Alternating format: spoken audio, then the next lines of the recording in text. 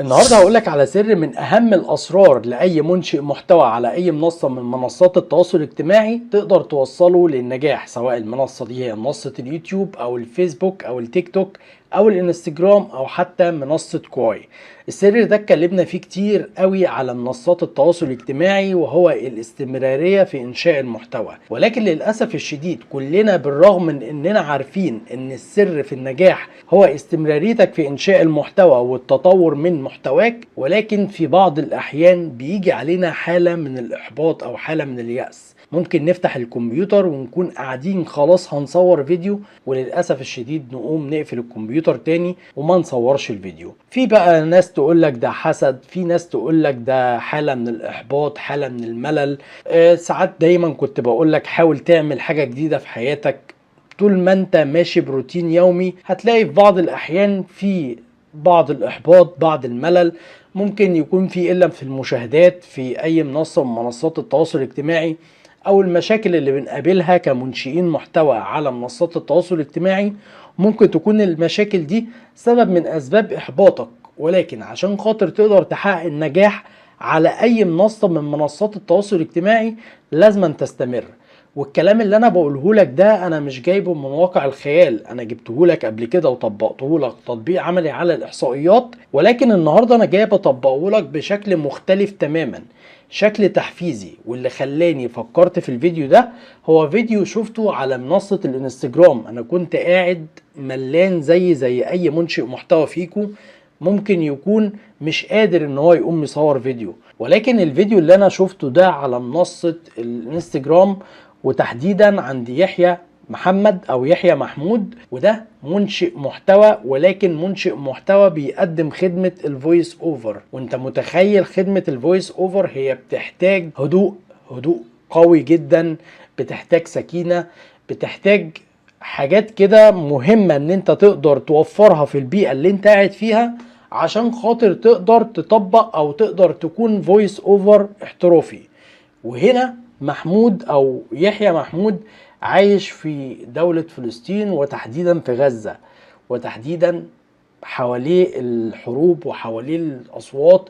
ولكن هنا يحيى ما يأسش، يحيى بيفكر في الحل البديل لان هو يقدر يكمل في الحاجة اللي بيحبها.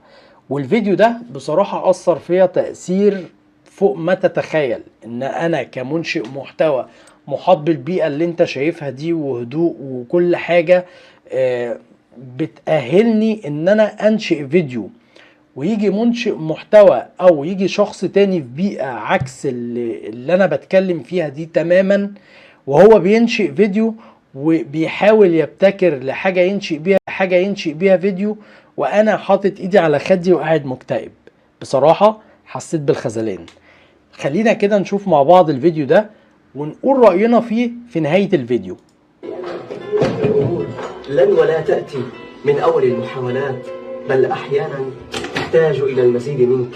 إن لم تستطع فهذا يكفي، وليس في المحاسبة والتقصير واللوم والشتم والذعر، بل حاول دائما أن تعيش الأمور من كل النواحي، ودائما تخيل الخير يكمن في كل زاوية.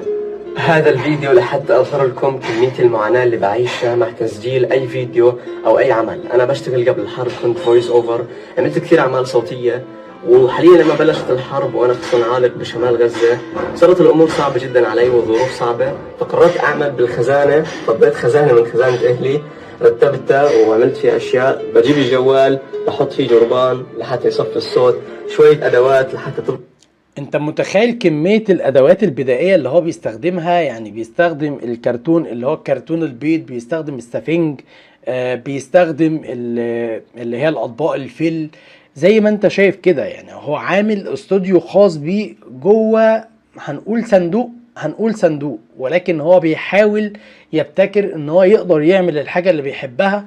بالرغم من انك لو شفت كده لما الباب اتفتح كمية الضوضاء اللي حواليه، هو قدر ان هو يعزل الكلام ده وبشراب. يعني انت متخيل لو واحد بقى جايب مايك احترافي، ولا واحد جايب استوديو عامل استوديو، ولا واحد جايب كاميرا عشان يصور، ولا واحد بيأهل نفسه لان هو يقعد يصور، وللأسف الشديد مش بيقدر يصور. خلينا نكمل الفيديو ونكمل تعليق عليه تاني. تلقط الصوت وهذا السكريبت اللي بقرأ منه كان في عندي أدوات صوتية كثير، ولكن في منها أنا بعته اللي بسبب النزوح المستمر من البيت أنا ضيعته وفقدته يعني، فصرت بدي أبلش من أبسط الظروف. هذا الفيديو هو لإلك لحتى أحكي لك إنه إذا عندك أي حلم ما تحط أي ظرف، أنت أقوى من كل الظروف. برغم إنه قديش إحنا في مجاعة وظروف صعبة جدا عندنا بشمال غزة، إلا إني لسه بكمل في حلمي، وبأمل من الله عز وجل إنه ربنا يعوضني عن كل حاجة شفتها، ودعواتكم مني ومن السيد المتواضع السيد الوطن.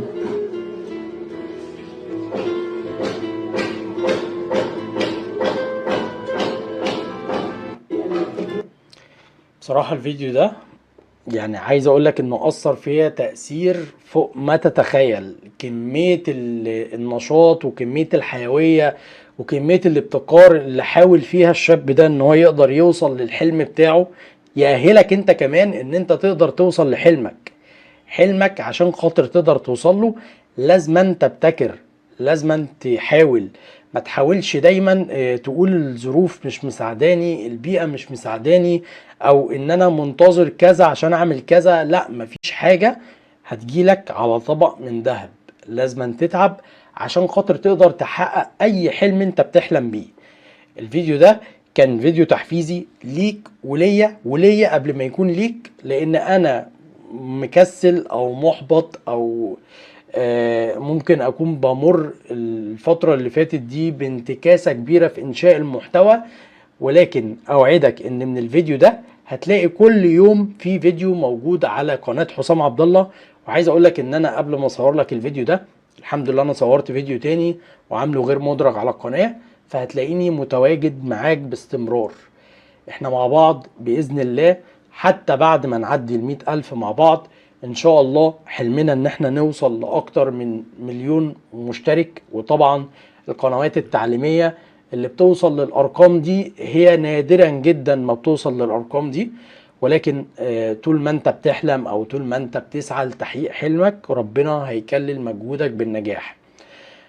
ده كان الفيديو بتاعنا النهاردة، وكان عبارة عن فيديو تحفيزي. زي ما قلت لك هو فيديو تحفيزي ليك وليا، فالكلام ده قبل ما اقوله لك واطلع القي عليك الكلام ده وان انا اتمثل بمثلا